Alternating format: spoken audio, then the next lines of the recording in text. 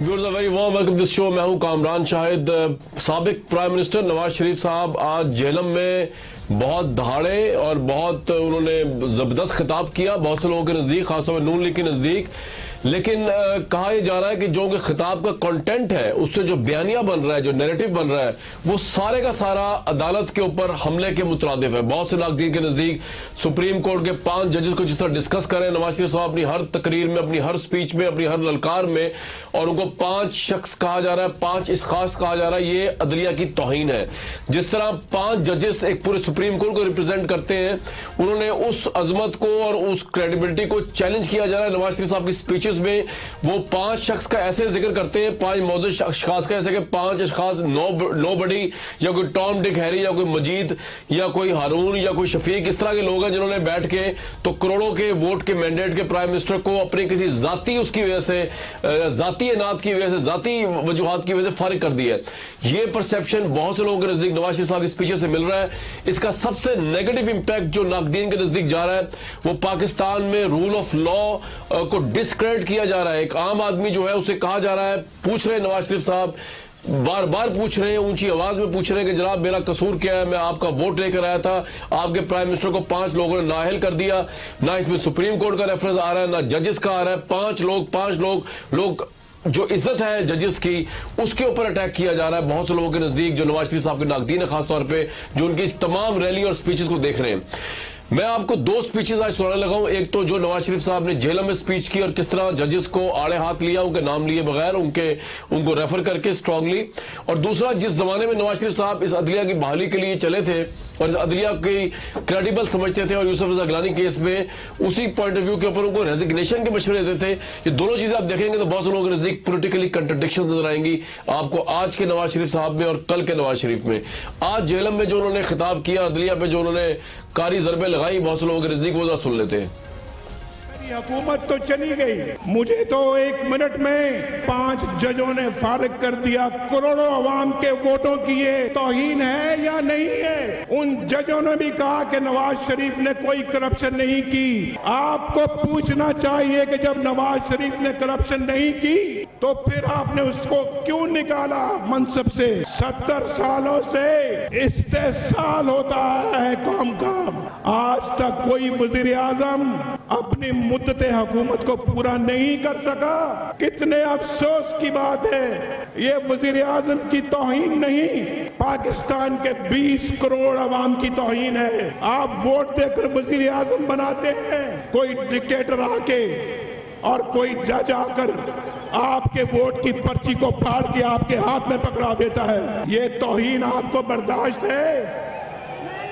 तो फिर इसको बदलना होगा। मुझे घर भेजा जा रहा है, आपने मुझे इस्लामाबाद भिजवाया और इस्लामाबाद वालों ने मुझे घर भेजा है, करप्शन की वजह से नहीं। मुझे कहते हैं कि नवाज शरीफ ने अपने बेटे की कंपनी से तनख्वाह क्यों नहीं ली? भला कोई बेटे से भी तनख्वाह लेता है? भाई नहीं ली तो तुम्हें क्या है? कमर में दर्द का बहाना बना के मुल्क से बाहर चला गया। इस मुल्क के अंदर कोई अदालत है जो ऐसे डिक्टेटरों को सजा दे सके? और फिर हमारे वो जज ऐसे डिक्टेटरों को लेजिटिमेसी देते हैं। क्या जवाब दोगे इस कौम को? ये कौम जवाब मांगती है इन सब सवालों का। ये हिसाब लेगी उन तमाम डिक्टेटरों से और उन तमाम लोगों से जिन्होंने पाकिस्तान के साथ इतना बड़ा जुल्म किया। नवाज शरीफ साहब कह रहे हैं कि ये कोई भी जज उठता है, उठ के अवाम के मैंडेट को फाड़ कर हाथ में पकड़ा देता है, घर भेज देता है, इसको बदलना होगा। मतलब वो कहना क्या चाह रहे हैं समझने से कासिर है। पीएमएलएन से जरूर पूछेंगे कि इसका मतलब क्या है, क्या जजेस को अपना फैसला जो है वो चेंज कर देना चाहिए, या नवाज शरीफ साहब या पीएमएलएन के पर्सपेक्टिव से अब करना चाहिए, और सारी चीजों को, करप्शन चार्जेस को, और किसी प्राइम मिनिस्टर पर लगे जो इलेक्ट होकर आता है, उस रविश को, उस अकाउंटेबिलिटी को, जजेस की जो राइट है दस्तूर के तहत इंटरप्रेट करने का, उस रविश को चेंज कर देना चाहिए। ये सवाल जरूर पूछा जाएगा। लेकिन उससे पहले मैं आपको जरा दिखा दूं कि नवाज शरीफ साहब जिस जमाने में जजेस के बहुत बड़े फैन थे, उस वक्त क्या कहा करते थे जब वो नहीं, उनके मुखालिफ डिस्क्वालीफाई हुआ करते हैं जजेस के थ्रू। सुप्रीम कोर्ट ने यहां पर भी यूसुफ रजा गिलानी को सजा दी है और यूसुफ रजा गिलानी साहब जो है वो सजा को तस्लीम नहीं कर रहे और फिर कहते मैं अपील में जाऊंगा। भाई अपील से पहले नीचे उतरो, घर जाओ। ये बात नहीं कि सुप्रीम कोर्ट फैसला दे और आप उसको मानने से इनकार करो। ये इंसानों की बस्ती है, इंसानों की, ये हैवानों की बस्ती नहीं है। हम इसको हैवानों की बस्ती नहीं बनने देंगे, ये इंसानों की बस्ती रहेगी। गिलानी साहब की डिस्क्वालिफिकेशन पे नवाज शरीफ साहब का मौकफ था, सुप्रीम कोर्ट का फैसला मानना पड़ेगा। लेकिन अब जब वो खुद डिस्क्वालीफाई हुए तो वो कह रहे हैं कि कोई जज किस तरह ये हो सकता है कि अवाम के मैंडेट को फाड़ के हाथ में पकड़ा दे। मिफ्ता इस्माइल साहब, साबिक प्राइम मिनिस्टर नवाज शरीफ साहब ने बड़ा अच्छा पावर शो किया। मैं उस पर कोई मुझे वो नहीं है, डिबेट या डिस्कशन या कंट्रोवर्सी नहीं है। मैं कहता हूं लाखों लोग भी वहां जमा हो गए होंगे। मैं ये भी नहीं कह रहा कि वो इंतजामिया लेके आई, बड़ा अच्छा पावर शो किया, लोग आए। नवाज शरीफ साहब की स्ट्रगल नजर आ रही है, उन्होंने कहा कि वो इस तरह नहीं जाएंगे, वीक होकर नहीं जाएंगे, ये सब कुछ डिमॉन्स्ट्रेट कर दिया। लेकिन जो वो फरमा रहे हैं इस मुल्क की नस्लों के लिए, इस मुल्क के फ्यूचर के लिए, ये कितना तबाहकुन है कि पाकिस्तान की वो सुप्रीम कोर्ट, जिसको आज पाकिस्तान का हर शहरी इज्जत करता है, जिसको इस फैसले से पहले तक पीएमएलएन इज्जत करती थी, नवाज शरीफ साहब इज्जत करते थे, आज आप उसकी इज्जत खुद उतार रहे हैं, उसके लिबास खुद उतार रहे हैं। 5 जजेस को 5 लोग कह के, 5 शख्स कह के, जैसे कि कोई नॉन एंटिटीज होते हैं, कोई मोहल्ले के लोग होते हैं जिन्होंने आया, कुल्हाड़ी उठाई और प्राइम मिनिस्टर से मैंडेट छीन लिया। इससे ज्यादा तौहीन अदलिया की हो नहीं सकती बहुत से लोगों के नजदीक, जितनी प्राइम मिनिस्टर कर रहे हैं। क्या मैसेज दे रहे हैं आप नौजवानों को कि अगर कोई किसी का जुर्म साबित हो जाए या कोई नाअहल हो जाए तो वो फिर उसका वो मानने से इनकार कर दे, अदलिया को, अदलिया की इज्जत और वकार की धज्जियां बखेर दे। रूल ऑफ लॉ की इज्जत किस तरह होगी हजूर नवाज शरीफ साहब की इन स्पीचेस की रोशनी में? मिफ्ता साहब जी, शुक्रिया कामरान भाई। देखिए, सुप्रीम कोर्ट मोअज़्ज़ज़ कोर्ट है, हमारे मुल्क का आखिरी फैसला करने की जगह है। और जब इन्होंने फैसला किया कि मियां नवाज शरीफ को नाअहल करार दिया तो उसके 15 मिनट के अंदर मियां नवाज शरीफ ने इस्तीफ़ा दे दिया, इससे पहले कि आधे घंटे में नोटिफिकेशन आए। और हमने फैसले की तकमील करी, कॉन्स्टिट्यूशनल वैक्यूम भी नहीं होने दिया और 3 दिन के अंदर एक नया वज़ीर आज़म मुल्क के सामने ले आए। तो ये तो बात थी कि सुप्रीम कोर्ट के फैसले को मानना और उसके ऊपर तकमील करना। लेकिन हमारी अपनी राय सुप्रीम कोर्ट से मुख्तलिफ हो सकती है। जुल्फ़िकार अली भुट्टो साहब को जब सुप्रीम कोर्ट ने फांसी दी तो क्या ये मुल्क के लोग मानते हैं कि वो सही फैसला था? जब जनरल जिया के मुशर्रफ लोगों के बीच में कोर्ट कंट्रोवर्शियल बन रही है, आपकी राय से रूल ऑफ लॉ जो है वो उसकी जो हैसियत है, उसकी जो भाई अगर थोड़ी चैलेंज हो रही है, थोड़ी सी मोहब्बत दे देंगे, कंट्रोवर्शियल हो रहे हैं मुफ्ता साहब आपकी राय से। जी कामरान भाई थोड़ी सा मेरी गुजारिश पूरी हो जाएगी। जी, गुजारिश ये है कि देखें, भुट्टो साहब के फैसले को आप आज भी हम नहीं मानते कि वो एक फैसला मुनसिफाना था। इसी तरह हम जनरल जिया साहब के माशाल्लाह के फैसले को या मुशर्रफ साहब के माशाल्लाह के फैसले को, या नवंबर में जब मुशर्रफ साहब ने अदलिया को बंद कर दिया था जेलों में, वो फैसले को हम नहीं मानते, जबकि डोगर कोर्ट ने उस मुशर्रफ साहब के फैसले को भी कर दिया था। ये तो मियां नवाज शरीफ थे जो लाहौर से निकले थे और मार्च करा था और गुजरांवाला तक पहुंचे थे। इन्होंने अदलिया की आज़ादी कराई है। अदलिया की आज़ादी के लिए तो मुस्लिम लीग वाले भी पेश थे वकीलों के साथ, हम तो सबसे आगे थे। तो बिल्कुल हम इज्जत करते हैं और इनके फैसले को माना है। लेकिन हम ये तो कह सकते हैं ना कि आज तक किसी वज़ीर आज़म को टर्म पूरी नहीं करने दी। हम ये तो कह सकते हैं ना कि मियां नवाज शरीफ को कोई करप्शन केस पर नहीं निकाला, ना पैनामा केस पर निकाला, ना किसी आज तक मुखालिफ ने यह कहा भी है कि किस चीज़ की करप्शन है। बोलते हैं करप्शन करिए, हमको नहीं बताते कि भाई किकबैक है, कमीशन है, रिश्वत है, किस चीज की करप्शन है। हमको निकाला है कि अपने बेटे की कंपनी से जो तनख्वाह नहीं ली है उसको डिक्लेयर नहीं करा, इस बात पे निकाला है। तो हम जाके आवाम को ये तो कह सकते हैं ना, वो जो जेएलएम के लोगों ने हमारे लोगों ने जानते हैं कि गुजर खान के लोगों ने हमारे बड़ा वाइडर स्केल पे है। जब आप अकामा लेते हैं, जब आप उसको एसेट को छुपाते हैं, आपकी डिस्क्वालिफिकेशन बनती है और उसको यूज किया जाता है मुबैना मनी लॉन्ड्रिंग के लिए। आप ये मुझसे बेहतर जानते हैं और आप ये भी जानते हैं कि पाकिस्तान के प्राइम मिनिस्टरों की पूरी फैमिली पे करप्शन के नैब में रेफरेंस जो है उसका हुक्म जारी किया सुप्रीम कोर्ट ने। दुनिया की कोई civilized democracy prime minister seat में रह नहीं सकता अगर उसके खिलाफ शक भी हो जाए, ये शक भी आ जाए, ये इल्जाम भी आ जाए इस काबिल के उस पर नैब में रेफरेंस चले कि वो प्राइम मिनिस्टर रह पाए, तो वो तो इस वजह से उतरे हैं।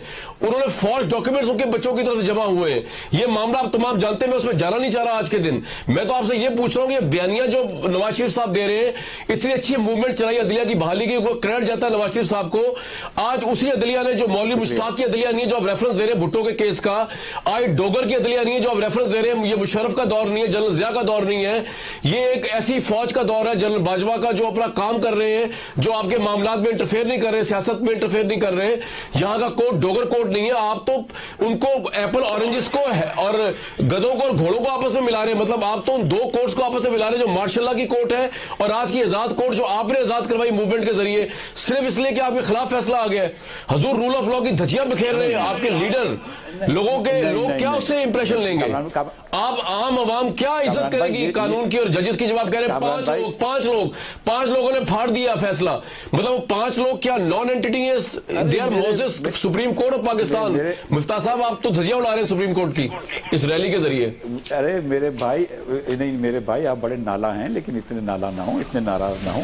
बिल्कुल धज्जियां नहीं उड़ा रहे, बिल्कुल। हमने तो पहले 15 मिनट के अंदर इसके नाला नहीं कराए, 15 मिनट के अंदर, और इसमें कोई डाउट नहीं है कि हमने तकमील करा और हम इस फैसले के आगे माने। लेकिन हमारी इस्तिदा ये तो है ना कि इसको नजरसानी की जाए कि सुप्रीम कोर्ट ट्रायल कोर्ट नहीं है, सुप्रीम कोर्ट अपीलेट कोर्ट है, सुप्रीम कोर्ट अपील की आखिरी कोर्ट है। हमारा तो ट्रायल भी नहीं हुआ, जो ट्रायल नहीं हुआ उस पर मियां साहब को आप गिल्टी कैसे डिक्लेयर कर सकते हैं? और जिस पे आपने डिक्लेयर किया है मियां साहब को नाअहल, हम जाके लोगों को ये तो बता सकते हैं ना, सियासी लोग हैं, हम लोगों को जाके ये बता रहे हैं कि देखो ये हुसैन साहब की कंपनी में अकामा लिया था मियां साहब ने 2006 में, ताकि उनको वीजा आसानी से मिल सके। और जिस जमाने में मुशर्रफ साहब उनका पासपोर्ट रिन्यू नहीं कर रहे थे, उन्होंने ये अकामा लिया था उसकी, और जिसको हमने डिक्लेयर किया था 2013 में, उसके पासपोर्टों को लगी हुई थी, उसकी तनख्वाह जो हमने नहीं ली थी और हम लेने वाले भी नहीं थे, उन्होंने उसको एसेट बनाया और एसेट बनाने के बाद कहा कि हमने नॉन डिक्लेयर किया है। तो हम ये लोगों के सामने गुजारिश कर रहे हैं, बस दैट्स इट। लेकिन मिफ्ता भाई, मैं सरेंडर कर रहा हूं आपके आगे, मैं आपके आगे हाथ खड़े कर रहा हूं। आप ये नहीं सर, नहीं, ये तो कॉमन सेंस के खिलाफ है यार, कि पाकिस्तान के एक्स प्राइम मिनिस्टर वीजे के लिए दुबई में अकामा ले रहे। डज ही रिक्वायर, उसको प्रॉब्लम है उनको? आपके ख्याल से क्या नौकरी कर रहा था नवाज शरीफ वहां पे? नवाज शरीफ साहब को, बहरहाल ये आपकी लॉजिक है भाई, मेरी बात सुनो, लॉजिक है जी भाई, मेरी बात सुनो। 2006 के अंदर नवाज शरीफ को पासपोर्ट नहीं मिलता था, आपको और मुझको पासपोर्ट मिलता है आज अल्हम्दुलिल्लाह। जमहूरियत है। 2006 में मुशर्रफ बैठा था, ये एक्स प्राइम मिनिस्टर को आपने हथकड़ियां लगा के जेल भी भेजा है, आपने उसको अटक जेल में भी, अटक किले में भी रखा है, आपने उसको मरी के अंदर सर्वेंट क्वार्टर में भी रखा है, आपने उसको कराची जेल के अंदर सॉलिटरी कन्फाइनमेंट में भी रखा है। पाकिस्तान में एक्स प्राइम मिनिस्टर के साथ बहुत कुछ हो चुका है। आपने कोर्ट लखपत में किसी को फांसी नहीं चढ़ाई है, तो आप ये ना बोले कि एक्स प्राइम मिनिस्टर जो था वो नौकरी नहीं कर रहा था। एक्स प्राइम मिनिस्टर को उस जमाने में पासपोर्ट नहीं मिलता। बिल्कुल जी बिल्कुल आप ठीक कह रहे हैं। तो वो तो आपके ख्याल से वो क्या 10,000 दरहम की नवाज शरीफ नौकरी कर रहे थे? फांसी जिसमें नवाज शरीफ साहब नजरियाती तौर पे जिया-उल हक के साथ खड़े हुए थे, जुनेजो की हुकूमत बर्खास्त हुई, नवाज शरीफ साहब साथ खड़े हुए थे, जिया-उल हक के, बेनजीर भुट्टो की पहली गवर्नमेंट की नवाज शरीफ साहब साथ खड़े हुए थे। ये मैं आपसे एग्री करता हूँ, सब कुछ हुआ इस मुल्क के अंदर। गिलानी साहब गए, नवाज शरीफ साहब उनके खिलाफ खड़े हुए थे।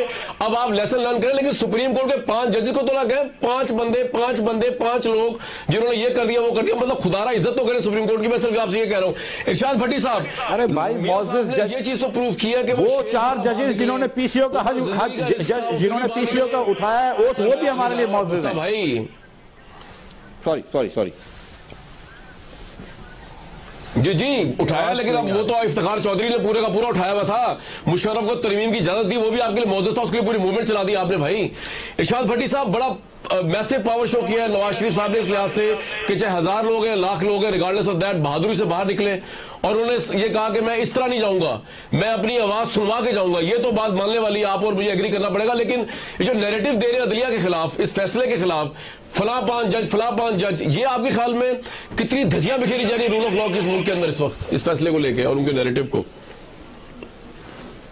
जी ये बड़ी अफसोसनाक बात है। बड़ा इसकी जितनी भी मजम्मत की जाए कम है। वो इसलिए कि जब पनामा लीक्स जजेस ने नहीं लीक करवाया था, फिर जजेस ने आज खुद नोटिस नहीं लिया था, फिर जजेस ने ये सारे जो डॉक्यूमेंट्स दुबई से आए, जो बरतानिया से आए, वो जजेस नहीं लाए थे। फिर उसके बाद पनामा और पनामा से निकला हुआ अकामा वो जजेस नहीं लाए थे। फिर जजेस ने GIT में इन पे प्रेशर नहीं डाला था कि अपने नवाज शरीफ अपने खालू को 2.5 घंटे पहचान ना सके। मरियम साहबा ने जाली डॉक्यूमेंट्स दिए, सफदर साहब की स्टोरी और थी, हसन हुसैन की स्टोरी और थी, ये जजेस नहीं कर रहे थे। ये तो एक लंबा प्रोसेस है और इसमें चला है। और अभी जो 8 सितंबर से आगे अभी तो फिल्म शुरू हुई, अभी तो ये चलना, ये नैरेटिव, ये सारा कुछ ये दबाव डालने की कोशिश कर रहे हैं अदलिया पे कि जो एक्चुअल आना है। इनकी बड़ी मासूमियत से कहते हैं मुझे तो बेटे के वो अकामा पे फारिग कर दिया गया, तो भाई 2013 तक अकामा क्यों आपने रखा था? आप ख़त्म कर देते जब आप प्राइम मिनिस्टर बने थे। दूसरी बात यह है कि वो इसको डिक्लेयर करते। अगर आप अभी तो जो बड़े करप्शन के केसेस हैं, अभी तो कई कहानियां निकलेंगी, वो नहीं है जैसे अलफ लैला की कहानियां 1000 दास्तानें ये अभी निकलेंगी अभी जाके, तो इसलिए वो नैरेटिव बना रहे हैं इसके लिए। अच्छा, राइट, बड़े साहब मेरे साथ रहिएगा, आपका एनालिसिस आया। कायरा साहब ने हमें ज्वाइन कर लिया। कायरा साहब, नवाज शरीफ साहब आज ये एहसास कर रहे हैं कि गिलानी साहब के साथ भी ज्यादती हुई, हालांकि इस्तीफा सबसे पहले गिलानी साहब का इन्होंने मांगा था, उनके खिलाफ केस पे भी गए थे। आज भुट्टो साहब के भी ज्यादती हुई, हालांकि मेरे इन गुनाहगार कारों ने नवाज शरीफ साहब को पिंडी में सुना हुआ है कि वो कह रहे थे कि जिसने फांसी दी वो भी क्रिश्चियन था और बड़ा अच्छा हुआ, और हम इसको यादगार के बजाय भुट्टो की फांसी घाट को बनाएंगे इबरत की जगह। ये मैंने खुद सुना हुआ है। तो आज वो रियलाइज कर रहे हैं, तो आपको लगता है कि ये रियलाइजेशन को एक्सेप्ट करना चाहिए, या जो वो नैरेटिव दे रहे हैं अदलिया के 5 जजेस के ऊपर, उसके ऊपर क्रिटिसाइज करना चाहिए कि वो ज्यादती कर रहे हैं, जजेस को क्रिटिसाइज करके इस तरह कंट्रोवर्शियल बना के? कायरा साहब, देखिए कामरान साहब, गुजारिश ये है कि मियाँ साहब भुट्टो साहब को पाकिस्तान तोड़ने के इल्ज़ाम देते रहे, बेनज़ीर भुट्टो को सिक्योरिटी रिस्क कहलवाते रहे, पता नहीं क्या क्या कहा, लेकिन मियाँ साहब ने खुद 4 वज़ीर आज़म के खिलाफ साजिशें की। उन्होंने मोहम्मद खान जुनेजो साहब के खिलाफ जब ज़ियाउल हक ने एक्शन किया उसके खिलाफ चले, जुनेजो साहब से पार्टी छीनी, 2 दफ़ा बीबी शहीद के खिलाफ जो साजिशें हुई उनका वो हिस्सा बने, बेनिफिशरी बने, और उसके बाद गिलानी साहब के केस में वो खुद पिटिशनर थे, खुद डिमांड करते थे। लिहाजा 4 वज़ीर आज़म को हटवाने में खुद मियाँ साहब का अपना रोल रहा। आज उनको जो कुछ याद आ रहा है वो अगर तो उनका सबक होता और वो इक़्तिदार में बैठे हुए ये बातें करते तो समझ आती। आज जब उनको अपने घर में आग लगी है, और आग भी नहीं लगी, अपने कर्मों का फल मिला है, उन्हें जो कुछ मिला अपने कर्मों का फल मिला है। अगर उनकी करप्शन पकड़ी गई है, उनकी कंपनियां पकड़ी गई हैं, औलाद के जायदादें पकड़ी गई हैं, पकड़े गए हैं बेटे से, नहीं, उन्होंने कतरी खतूत दिए, वो भी बहुत अच्छे साफ सुथरे थे, उन्होंने जितने सबूत दिए वो भी सारे साफ सुथरे थे। और जो आप शायद उस दिन अदालत में मौजूद नहीं थे, अदालत के अंदर ये जो हकामे वाला इशू है, इस पे हकामे का इशू नहीं है खाली। मियाँ साहब से पूछा गया, मियाँ साहब के वकील से, मैं बार बार कह चुका हूँ मियाँ साहब को कि मियाँ साहब आप अपने वकील की कारकर्दगी जो है उसको ज़रा अदालत के अंदर देखिए तो सही, उसकी ऑडियो वीडियो कैसेट मिल जाती है, मंगवाइए अदालत से, पूछिए, देखिए कि उसके अंदर क्या सवाल हुए थे। अदालत ने पूछा था कि जनाब ये कंपनी किसकी है, उन्होंने कहा कि जी कंपनी हसन नवाज साहब की है। उनका चेयरमैन कौन है? मियाँ साहब। जज साहबान ने पूछा अच्छा इसके अंदर उनकी तनख्वाह कितनी है? उन्होंने कहा जी 10,000 है, ली नहीं। उन्होंने कहा ये फलां अकाउंट में कम्युलेट हुई है, ये एक दिन महीने की तनख्वाह का जिक्र नहीं है, वो मंथली तनख्वाह है। दूसरी बात 10,000 मंथली है। दूसरी बात उन्होंने कहा कि जी इस कंपनी का कैपिटल कहां से आया? आखिर एक कंपनी के चेयरमैन है आप, और वही बेटा है जो बेटा बाप को अरबों रुपए करोड़ों रुपए गिफ्ट देता है, बाप बेटे को गिफ्ट वापस देता है, वो बेटा इधर देता है, ये वाले साहब जो बेटी को दे देते हैं, बेटी से लेकर दूसरे बेटे को देते हैं। एक क्लोजली निटेड फैमिली है, और ये एक्सक्यूज देना कि जी लीगली मेरा हिस्सा, मेरा इख्तियार नहीं था। और खुद कहते हैं कि जो करप्शन करते हैं उनकी जायदादें उनके अपने नाम नहीं होती, पैसे अपने नाम नहीं। खुद मियां साहब ने कहा था ना। और आज उनके बच्चों के अगर लीगल सोर्स नहीं है, उनके ऊपर इल्जाम ये है कि आपकी जायदादें जी मैं जरा कमरा छोटी सी बात कर लूं। और अब जो मियां साहब ने नैरेटिव पकड़ा है, वो तो जज साहबान को सीधा सीधा कह रहे हैं, वो तो जजेस को सीधा सीधा कह रहे हैं कि जज साजिश कर रहे हैं, जजों ने मेरे खिलाफ साजिश की है, क्योंकि उनके खिलाफ अभी तक जो कुछ हुआ है वो साजिश हुई, वो सिर्फ फैसला आया है, वो फैसले की बदौलत ओहदे से हटे हैं। सो साजिश है तो अदलिया ने की है। वो कह रहे हैं अवाम के हक के राय दही पे शब-खून मारा गया है। कभी डिक्टेटर, कभी जज हटा देते हैं। हम करोड़ों लोग हमें वोट दे के वज़ीर-ए-आज़म बनाते हैं, 5 लोग हमें घर भेज देते हैं। ये किसको कह रहे हैं? वो ये जजेस को कह रहे हैं। और इससे बड़ी गालियां जजेस को क्या दी जा सकती हैं कि जनाब फैसला पहले कर लिया गया था, जवाब बाद में ढूंढे गए हैं। ये देखे मेरे खिलाफ क्या सबूत है। तो उनका मुखातिब या तो जज है, और अब वो लोगों का या फौज है, फौज को वो मुखातिब कर रहे हैं। उनका आज उन्होंने खिताब किया, उन्होंने कहा कि भाई आप अपने वोट का दिफा करेंगे। भुट्टो साहब के मुकदमे से जो मौलवी मुश्ताक साहब का कैंगरू कोर्ट था, कायरा साहब या डोगर कोर्ट से इसको तशबीह देना मौजूदा अदालत को, ये तो ज्यादती नहीं है। ना यहाँ कोई जनरल जिया है, ना यहाँ कोई जनरल मुशर्रफ है, ना यहाँ कोई मौलवी मुश्ताक है, ना यहाँ पे कोई डोगर है। तो ये तो बड़ी ज्यादती नहीं आलादिया के साथ, रिगार्डलेस ऑफ फैसला क्या हुआ क्या नहीं हुआ। जी मियां साहब, इस सारे मुकदमे में जब ये आपको याद होगा कि जब ये केस शुरू हुआ, उससे पहले जब अदालत लग गई, खान साहब अदालत में चले गए, हम अदालत में नहीं गए थे, हम मुतालबे कर रहे थे, पार्लियामान में बात करते थे, तो ये सारी जमात खुद मियां साहब कहते थे कि जी अब क्या मसला है, अदालत में केस चला गया, अदालत फैसला करेगी। अदालत का फैसला आधा आया 2 जजेस का, और 3 जजेस ने JIT बनाई। हमने कहा जी इस्तीफा दो, तो मियां साहब कहते थे भाई इस्तीफा क्यों मांगते हो, JIT का फैसला आने दो। जब JIT की रिपोर्ट आ गई तो फिर हमने कहा अब तो इस्तीफा दे दे। कहा जी मैं इस्तीफा नहीं दूंगा, अदालत को फैसला करने दो, जो फैसला आया मानेंगे। ये फैसला मान रहे हैं आप, और आप फैसला नहीं मान रहे, आप उस जिद्दी बच्चे की तरह हैं जो गेम हार गया है, और अब वो कहता है कि मैंने गेम ही तोड़ देनी है, मैंने किसी और को खेलने नहीं देना। ये कौन सा तरीका है? पाकिस्तानी अवाम किसी सूरत आपको ये नहीं करने देंगे। एक और सवाल करूंगा, प्रोग्राम आगे लेके जाऊंगा, लेकिन पहले फवाद साहब को लेने में सवाल का ये बिल्कुल पॉइंट बड़ा कॉम्प्रिहेंसिव आया सर। किसके खिलाफ? मीडिया के खिलाफ, किसके खिलाफ? फौज के खिलाफ। सर मैं इसमें आपसे फर्दर बिल्कुल क्या कह रहा साहब, ये बड़ी डेंजरस ट्रैक है और ये जो लिया है, आप अपने मैंडेट की तौहीन नहीं होने दोगे। बिल्कुल ठीक है, इस तरह पाकिस्तान के अवाम के मैंडेट की तौहीन नहीं बर्दाश्त करेंगे, और आप अपने वज़ीर-ए-आज़म को इस तरह बेइज्जत नहीं होने दोगे, आप मेरा साथ दोगे, खड़े हो जाओगे। ये क्या कह रहे हैं, किसको कह रहे हैं वो? हमें तो समझ नहीं आ रही। जी सर, यही मैं कह रहा हूं, कोर्ट में कंट्रोवर्शियल लोगों को उकसाया जा रहा है अगेंस्ट द कोर्ट, ये तो बहुत बहुत खतरनाक बात है। कायरा साहब मेरे साथ ही रहेगा। फवाद भाई आपने ज्वाइन किया हमें। सर ये नवाज शरीफ साहब ने डेयरिंग स्टेप तो उठाया है, तमाम तर रिस्क के बावजूद बाहर निकले और लोगों को ये पॉइंट डिमॉन्स्ट्रेट किया है कि मैं इस तरह अनहर्ड नहीं जाऊंगा, you have to listen to me what I am saying. लेकिन अब वो ये बात भी कर रहे हैं कि अब हमें बात करनी चाहिए पार्टीज के साथ, 6263 के अंदर अमेंडमेंट करनी चाहिए। अगर ऐसा होता है, क्योंकि 62-63 की आपकी तरफ भी वो तलवार उठाए बैठे हैं बहुत से लोग, तो आप उसमें साथ देंगे नवाज शरीफ साहब का? 62-63 में कोई तरमीम की जाती है, उसको फारिग किया जाता है क्लॉज को। फवाद साहब। अच्छा, पहली बात तो यह है कि आज नवाज शरीफ साहब ने जो गुफ्तगू की है, ये जो बातें की हैं, उनमें 2-3 बातें तो मैं सिर्फ पहले कर लूँ। पहली बात तो यह है कि नवाज शरीफ साहब का और मुस्लिम लीग नून का सियासी जनाजा है, उस जनाजे को चाहे आप छोटा करें या बड़ा करें, मुर्दे तो नहीं जागा करते। सो नवाज शरीफ साहब जो है वो तो अब हो गए हैं नाअहल, और उनकी वापसी का कोई इम्कान नहीं है। मुस्लिम लीग नून को चाहिए था कि वो अपने आप को एक ऑर्गेनाइजेशन साबित करती और आगे बढ़ने की कोशिश करती, लेकिन जाहिर है कि वो अभी चूँकि AJK में उनकी गवर्नमेंट है। आज आपने देखा कि सारा मीरपुर से वहाँ पे लोग आए और वहाँ पे धमाल डाली गई। इसी तरीके से पंजाब गवर्नमेंट जो है उन्होंने अपने वसाइल खर्च किए, वफाकी हुकूमत ने अपने वसाइल खर्च किए, और ये 3 हुकूमतें मिल के क्या बना रही हैं कि वो पाकिस्तान के सुप्रीम कोर्ट के खिलाफ एक महाज खड़ा करना चाह रही हैं। और महाज क्या खड़ा किया जा रहा है कि जी हमें करप्शन ऊपर नहीं निकाला गया, तो क्या आपको बासी बर्गर बेचने के ऊपर निकाला गया है? यानी 184 दिन ये केस चला है। हर पाकिस्तान के शहरी को पता है कि मुकदमा क्या है, हर शख्स को पता है कि इसका माखज क्या था। आप करप्शन के ऊपर निकले हैं, और आप सबको मतलब एक तो लोगों को आप बेवकूफ़ समझते हैं। इमरान खान साहब बड़ी अच्छी बात करते हैं कि एक तो इनको जो सज़ा होनी है क्रिमिनल केसेस में वो तो होनी चाहिए, दूसरी सज़ा होनी चाहिए जो ये लोगों को बेवकूफ़ समझते हैं।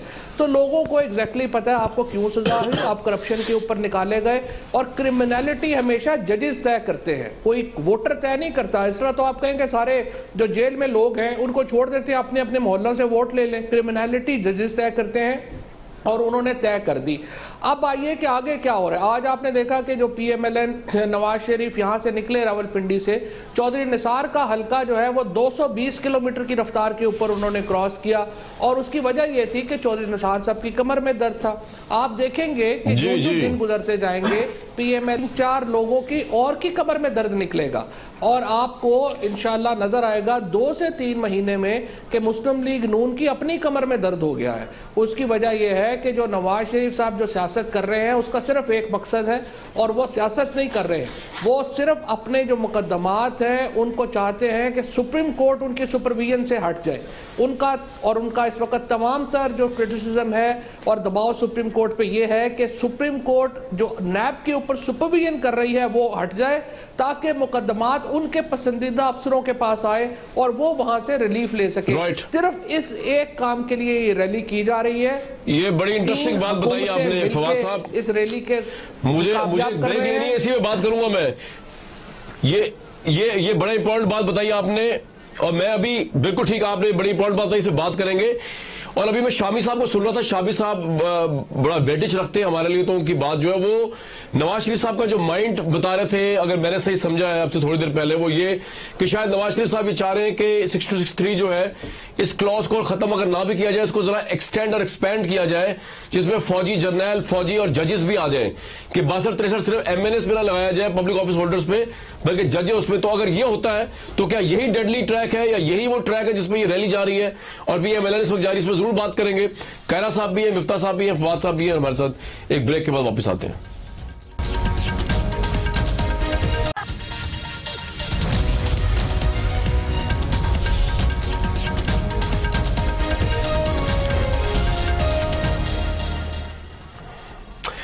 अगस्त का महीना है, नवाज शरीफ साहब सड़कों पर हैं और इस वक्त वो शेर की तरह धाड़ रहे हैं, ललकार रहे हैं। 5 जजेस के फैसले की उन्होंने धजिया में घेर दी है। वैसे अगर देखा जाए तो मिफ्ता भाई, कमाल स्ट्रेटेजी आप लोगों की, तनख्वाह ना लेने की बातें की जा रही है, करप्शन केस बात की, चले वो तो आपकी मर्जी है, आवाम आपके साथ आ रही है ना, ये तो मेरा इशू नहीं है, आप वोट लें वोट ना लें। लेकिन ये बात सही है कि आप लोग 6263 जो है उस क्लॉज को चेंज कर रहे हैं, उस सिलसिले में पीपल्स पार्टी से मिलेंगे, दूसरी पार्टियों से मिलेंगे, और उसके अंदर चाहेंगे कि पब्लिक ऑफिस होल्डर के साथ साथ जजेस और जर्नलों के ऊपर भी लगा दिया जाए 62-63, और आप लोग एहतसाब करें उनका, फिर ये अदालतें एहतसाब करें जनाब वाला। नहीं, ये बात दुरुस्त नहीं है।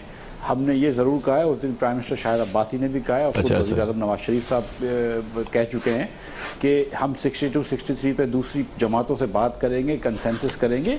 कॉन्स्टिट्यूशन जो है वो एक लिविंग डॉक्यूमेंट होता है, उसको इवॉल्व कर सकते हैं, कोई हर्ज नहीं है। 62-63 के ऊपर ऑब्वियसली बहुत ही वेग वर्डेड आर्टिकल है। कंसेंसस होगा सर, क्या चेंजेस लाना चाह रहे हैं आप, क्या ज़हन में चल रहा है आपके इस वक्त? जी, मेरे ख्याल से इस किस्म की इम्प्रैक्टिकल डेफिनेशंस के जिसके अंदर कोई और डिसाइड करे कि कौन आदमी जो है वो गुनाहगार है या गुनाहगार नहीं है, जो अल्लाह ताला के फैसले करने के हैं वो इंसान ना करे अगर, तो वो बेहतर है। और मतलब मेरा नहीं ख्याल है कि जिस तरह अगर स्ट्रिक्टली अप्लाई करा जाए तो पाकिस्तान में कोई भी हो, लेकिन मुफ्ता साहब दुनिया जहान के यूनिवर्सल लॉज है, कोई प्राइम मिनिस्टर झूठ नहीं बोल सकता, फौज डॉक्यूमेंट जमा नहीं हो सकते, और आपकी जो है ऑक्यूपेशन बाहर की नहीं हो सकती। ये मैं आपके हवाले से बात नहीं कर रहा, ये मेरे किसी पब्लिक ऑफिस होल्डर के हवाले से है। वो झूठ और कंट्रडिक्शंस और करप्शन, ये तो दुनिया जहान में सदाकत और अमानत का टाइटल दे ना दे, ये डिसाइडेड है, अनरिटन डिसाइडेड है कि ये हो ही नहीं सकता पब्लिक ऑफिस होल्डर सब कुछ करे, चाहे राया झूठ बोल रही है, झूठ बोल रही है। शाहिद भाई, कामरान भाई, आप जो बात कर रहे हैं वो एकदम दुरुस्त है। सेक्सुअल हरासमेंट के अंदर भी बहुत मायूब समझा जाता है कि अगर सेक्सुअल हरासमेंट की जाए दुनिया भर में, वो भी बहुत मायूब चला जाता है। कोर्ट्स में अपेयर ना होना, वो भी मालूम चला जाता है, चाहे आपके मुल्क के कोर्ट्स हों, जैसे कि दहशतगर्दी का कोर्ट यहाँ पर है, या बाहर के मुल्क ममालिक के कोर्ट्स हों जिसमें डाइट्स होती हैं और लोग अपेयर ना करें, उसको भी मायूब समझा जाता है। तो ऐसी बहुत सारी चीजें हैं जिसके ऊपर जो है वो सही है, और हम ये बिल्कुल नहीं कह रहे कि फोर्स डॉक्यूमेंट वाले को प्राइम मिनिस्टर बनाया जाए, लेकिन हम ये तो जरूर कह रहे हैं। जाऊंगा फिर फवाद साहब के पास आऊंगा, फिर भट्टी साहब का, बिल्कुल ठीक है सर। जी जी जी जी जी जी कंप्लीट कर ले मुफ्ता साहब। जी जी, तो हम बिल्कुल ये नहीं कह रहे कि आप खुदा ना खास्ता किसी फोर्स डॉक्यूमेंट को करें, लेकिन हम इतनी सी गुजारिश लोगों को कर रहे हैं। मैं एक मरतबा फिर कह देता हूँ कि मियाँ साहब को निकाला है तनख्वाह ना लेने पे, और जो आज जेलों में लोग आए हैं, अल्हम्दुलिल्लाह इतने सारे लोग, जिससे मेरे ख्याल से मेरे भाई फवाद को थोड़ा सा डर लग गया है, जो आज लोग आए हैं, वो इस बात का आई थिंक सबूत भी है कि अवाम अभी तक नवाज शरीफ के साथ है।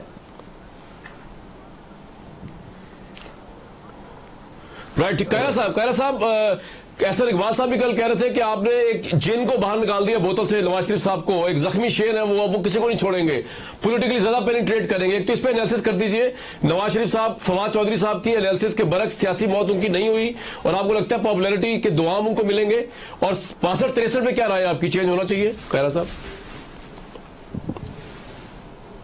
देखिए कामरान मियां साहब आज रावलपिंडी से निकले, रात को रावलपिंडी वालों पे खासा बरसे वो, और आज वो निकले तो बड़ी तेज रफ्तारी से चलते हुए जिन हलकों से वो गुजरे हैं वहां पे जो कुछ था उसके बारे में मैं कुछ नहीं कहता।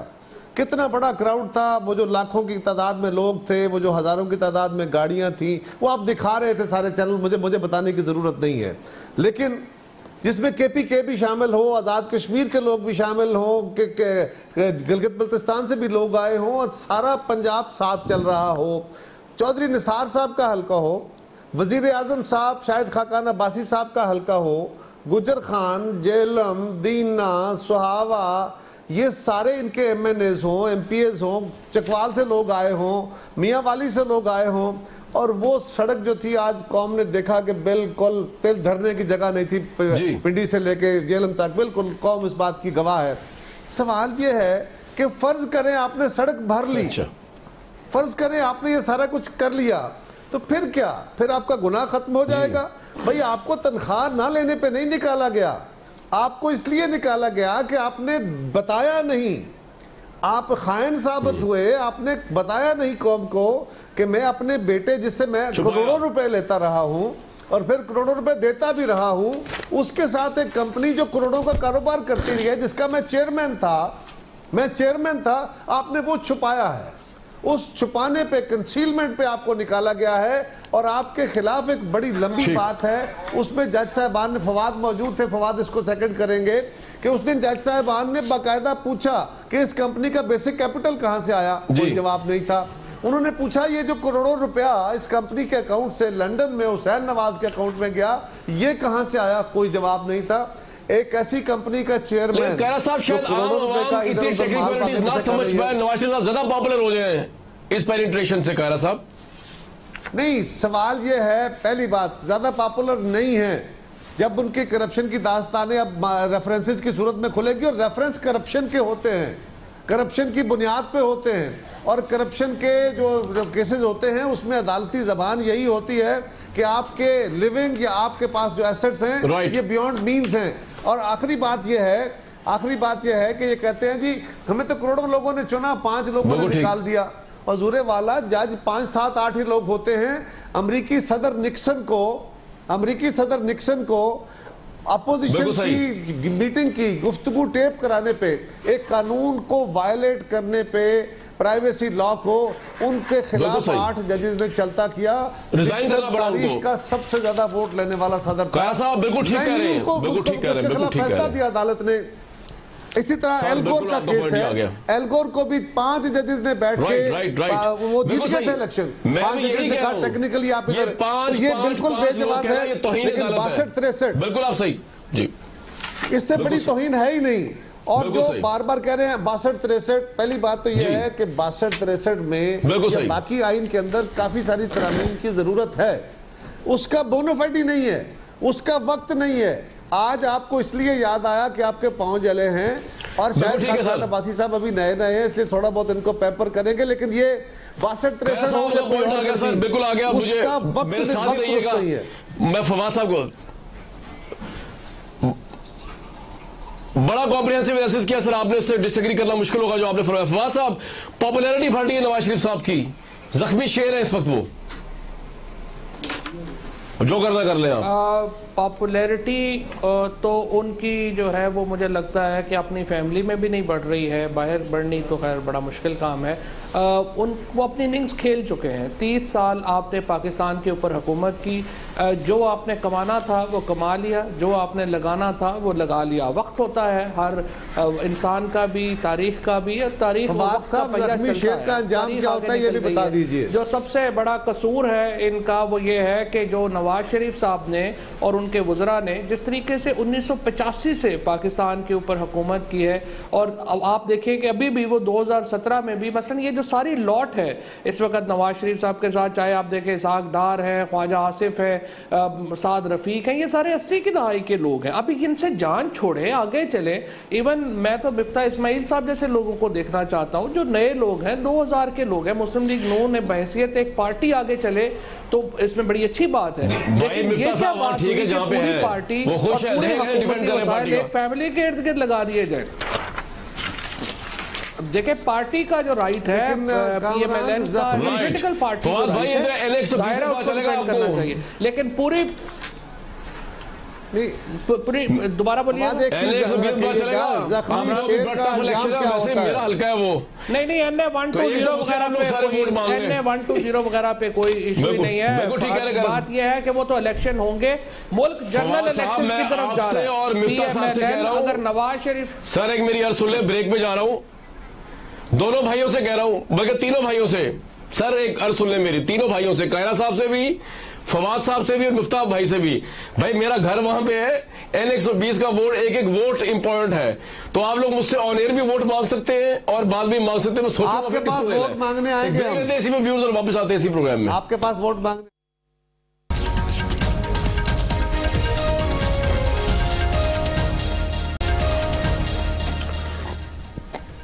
इरशाद साहब, I am so sorry, technical reason की वजह से मेरी आपसे पहले बात नहीं हो सकी। मुझे बताइए कि नवाज शरीफ साहब अब सीट से उतर के ज्यादा पॉपुलर नजर आते हैं आपको या नहीं, और N120 कितना बड़ा टेस्ट होगा भट्टी साहब पॉपुलैरिटी का? देखिए कामरान भाई के ये मैं इस वक्त गब्बर सिंह बन के ये नहीं कह रहा कि कितने आदमी उनके साथ थे, ये भी नहीं मैं बात करूंगा कि कल कंटेनर को बुरा भला कहने वाले आज कंटेनर पर क्यों चढ़े हुए हैं, और ये भी नहीं कि एक फरलांग के डी चौक को बंद करने से अरबों का नुकसान पहुंचा और 3 रोज के लिए GT रोड बंद करने से कितना नुकसान पहुंचा, ये भी छोड़ दें। आप देखिएगा कितनी बड़ी पिकनिक है कि बुलेट प्रूफ कंटेनर है, अंदर एयर कंडीशन रूम है, अंदर सोफे लगे हुए हैं, बेड बिछा हुआ है, अटैच बाथरूम है, अनवा अकसाम के खाने हैं, दरमियान में वक्फे वक्फे से आवाम की हाजिरी है। पॉपुलैरिटी मुस्लिम लीग नून की तो लाहौर में होगी, बड़ा टफ मुकाबला होगा, बहुत टफ मुकाबला होगा, मगर as a leader Nawaz Sharif साहब की पॉपुलैरिटी बहुत नीचे आई है और 8 सितंबर के मुकाबला देख रहे हैं। कसूर नवाज साहिबा खड़ी रहती हैं आपके मुकाबले में, फवाद साहब। राइट, फवाद साहब से बात नहीं हो पाई। व्यूअर्स, आज का प्रोग्राम था, हमें दीजिए नेक्स्ट वीक तक के लिए इजाजत।